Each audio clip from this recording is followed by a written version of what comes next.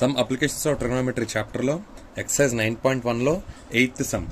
ఈ సమ్లోకి వెళ్ళే ముందు please students please try to subscribe my channel. మీకు ఇలాగే ప్రతి సమ్ ఎక్స్ప్లెయిన్ చేసి మీకు వీడియోస్ పెడుతూ ఉంటాను. ఇంకా నా వీడియోస్ ఏమైనా ఇంప్రూవ్మెంట్ కావాలంటే నా కామెంట్స్లో మెసేజ్ చేయండి.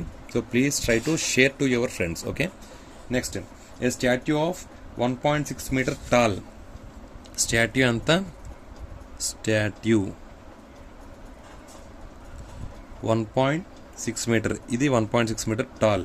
Okay, stands on top of the pedestal. Pedestal అంటే ఏం లేదు, ఒక పిల్లర్ లాంటిది.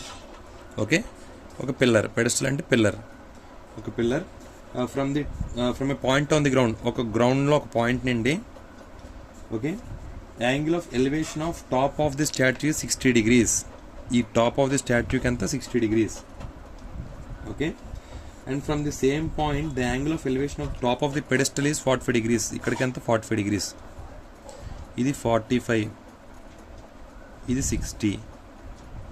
Okay, find the height of the pedestal. ఈ పిల్లర్, పెడెస్టల్ అంటే పిల్లర్, పెడెస్టల్, దీని హైట్ కనుక్కోవాలి. ఓకే, సో దీని హైట్ కావాలంటే ఇది ఎక్స్ అనుకోండి, మనకి అలాగే ఇది వాల్యూ తెలుసు. ఈ పాయింట్ 0 నుండి ఇక్కడికి డి డిస్టెన్స్ అనుకోండి, డిస్టెన్స్ డి అనుకోండి. ఓకే, ఫస్ట్ ఇది tan 45 degrees.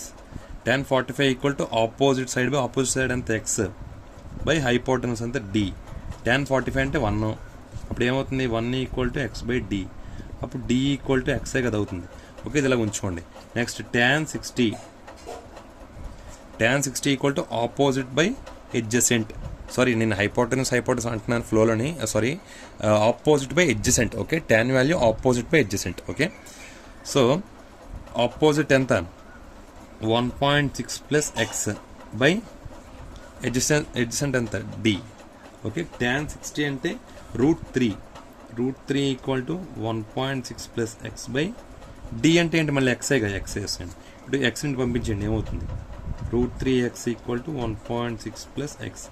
ఓకే, ఇప్పుడు 1.6 ఇటు ఉంచుకొని 1.6 ఉంచుకొని ఈ ఎక్స్ ఇటు పంపించేస్తే ఏమవుతుంది √3x మైనస్ ఎక్స్ అవుతుంది. ఓకే, ఇప్పుడు 1.6 ఈక్వల్ టు ఎక్స్ కామన్ తీస్తే √3 మైనస్ 1 అవుతుంది.